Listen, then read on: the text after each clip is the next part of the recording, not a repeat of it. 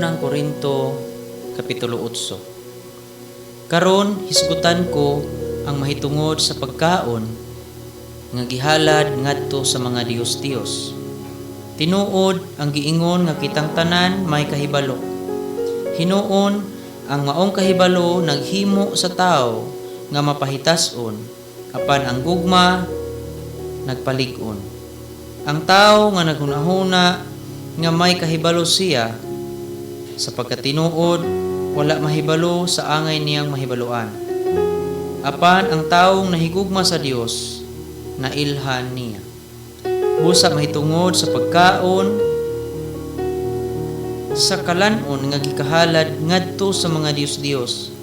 Nahibalo kita nga ang Dios-Dios dili tinuod. Nasayod kita nga usa lamang ang Dios. Bisan tuod kung adunay ginganlag mga Dios nga tuwa sa langit o aniya bahinuon sa yuta, o bisag daghan kining maong mga Dios ug mga Ginoo, apan alang kanato may usa lamang ka Dios. Kini mao ang Amahan nga nagbuhat sa tanang butang ug magkinabuhi kita alang kaniya. May usa lamang ka Ginoo, si Hesukristo, nga pinaagi kaniya gibuhat ang tanang butang ug nagkinabuhi kita pinaagi kaniya. Apan ang maong kamatuoran wala hisayri sa tanan. Ang uban naanad na gayud sa mga Dios-Dios nga hangtod karon naghunahuna gihapon nga kanang pagkaon iya sa mga Dios-Dios. Huyang ang ilang konsensya ug bation nila nga mahugaw sila inigkaon nila niini.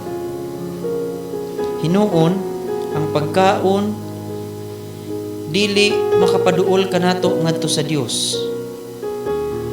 Dili makapadaot ang dili pagkaon niini o makaayo ang pagkaon niini.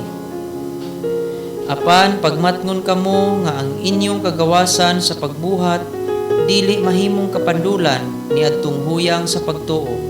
Kay kun ang huyang ug konsensya makakita nga ikaw may kahibalo, nagkaon didto sa templo sa Dios-Dios, dili ba siya madasig sa pagkaon sa mga kalanon nga gihalad ngadto sa mga Dios-Dios?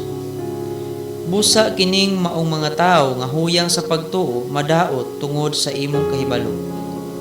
Apan hinumdumi nga siya imong igsuon ug ipakamatyan ni Kristo. Sa imong pagbuhat niini, nakasala ikaw kang Kristo pinaagi sa imong pagpakasala batok sa imong igsuon ug sa pagsamad sa iyang huyang nga konsensya.